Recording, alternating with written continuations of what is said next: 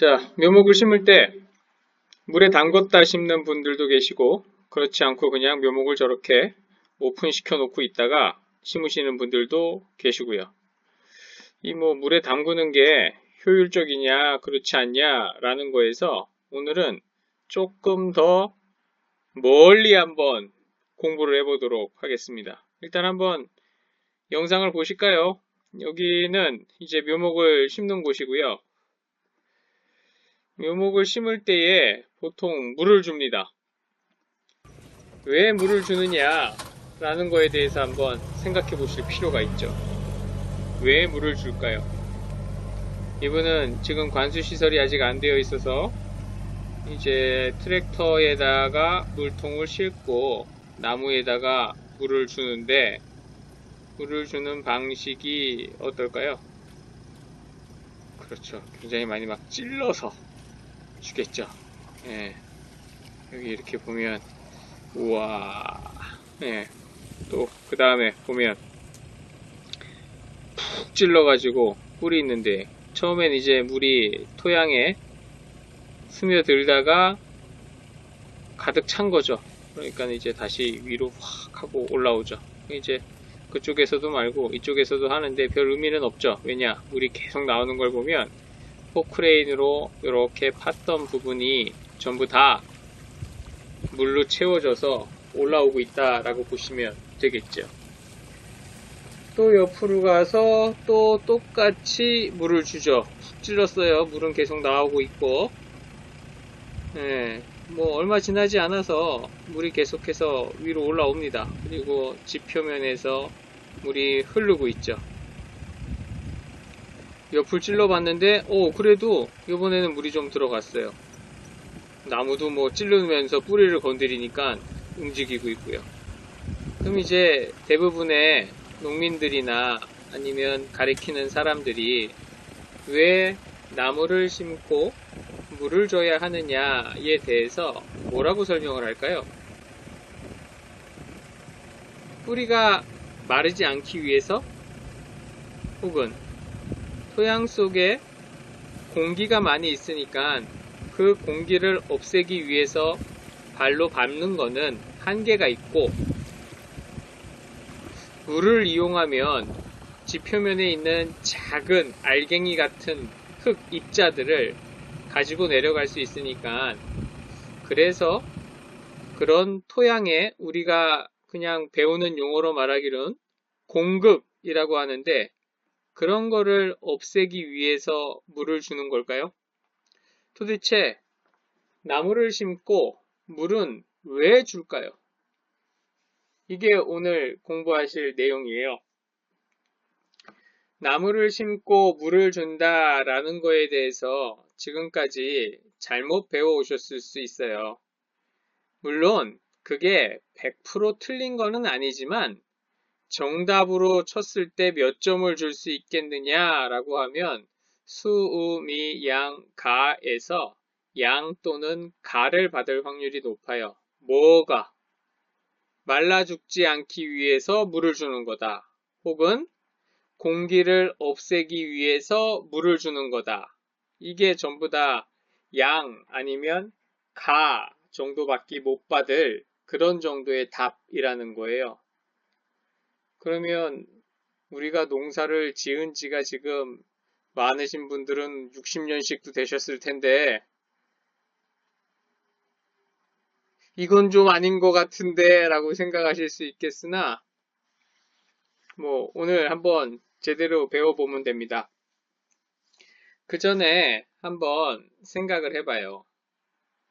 우리가 주방에 갔을 때 도라지 혹은 더덕, 마늘 이런 것들이 물에 담겨 있어요. 그러면 뭐를 생각할 수 있느냐?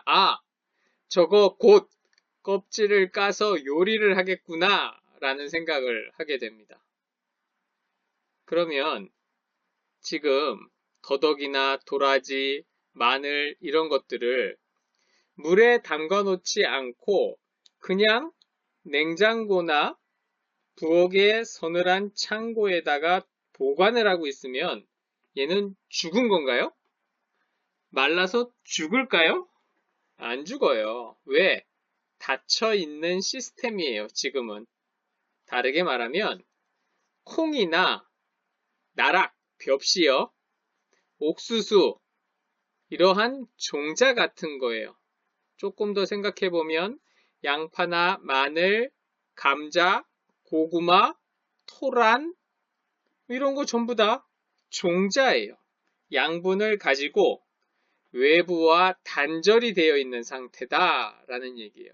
그래서 공기 중에 있더라도 말라 죽지 않아요.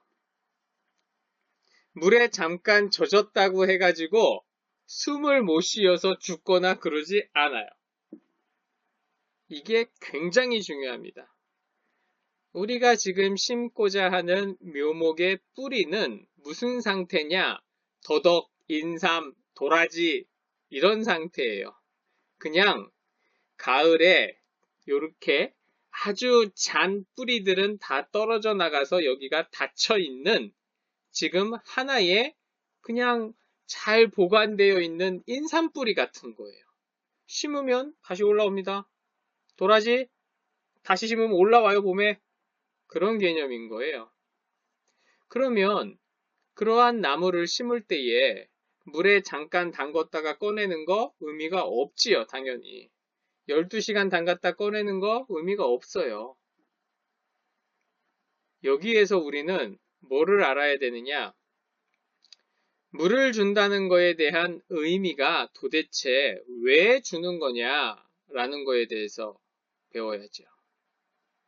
물은 왜 주냐고요? 두 가지 이유 때문에 줍니다. 뿌리 주변에 있는 균들을 깨우기 위해서 주는 거고요. 두 번째는 뿌리 안에 단백질을 깨우기 위해서 물을 줘요. 바로 그것 때문에 물을 주는 거예요. 나무를 심고 물을 준다라는 거는요. 나무를 심었을 때에 물을 안 준다라는 것과 무슨 차이가 있느냐? 나무를 지금 성장을 시켜야겠다라고 하면 물을 주는 거예요. 성장을 안 시키겠다? 물을 안 주면 됩니다. 토양에 수분이 많이 있을 경우에는 내가 물을 안 줘도 나무는 성장을 할 거예요. 토양이 건조한 상태에서 물을 안 주면 나무는 못 자랍니다. 왜 못 자라냐고요? 그거는 봄에 선생님들이 벽실을 모판에다가 붓고 상토 채우고 못자리에다가 가서 수분을 먹이지 않으면 최종적으로 수분을 먹이지 않으면 벽실은 싹이 트지 않아요. 무슨 말이냐고요? 콩을 심었어요. 비가 와야 싹이 터요. 옥수수 심었어요. 비가 와야 돼요. 그 빗물을 모으고 수분을 간직하고 온도를 높이기 위해서 하는 기술이 비닐을 씌우거나 지프로 덮거나 수피로 토양 위에다가 처리를 하거나 하는 방식을 쓰는 거죠. 사과나무를 심었어요. 물을 왜 주느냐고요? 주변, 어디? 뿌리 주변에 있는 균들을 깨우기 위해서. 그리고 물을 주고 나서 이틀, 3일이 지나서 뿌리가 불어 터지기 시작을 하면 뿌리 안으로 물이 들어가거든요. 여기 조금 확대를 해봐 드릴까요? 네. 여기 뿌리 안으로 물이 들어가면 여기 세포 내에 기다리고 있다고요. 뭔가가 단백질이요. 그 단백질이 뭘 기다리냐고요? 물이 들어와서 나한테 신호를 주기를 기다립니다. 무슨 신호를 주냐? 전분을 녹이고 우리 한번 올해 잘 살아보자 라는 신호를 줍니다. 그래서 단백질이 전분을 녹이기 시작을 하고요. 이게 녹일 게 많네? 그러면 우리 효소를 만들자 라고 해서 효소를 만들어서 더 빨리 녹입니다. 그렇게 녹이고 나면 핵에서 이야, 지금 봄이 왔나 봐. 내 몸속에 전분으로 저장되어 있던 것들이 포도당으로 바뀌면서 근질근질한데 싹도 만들어내고 뿌리도 만들어냅니다.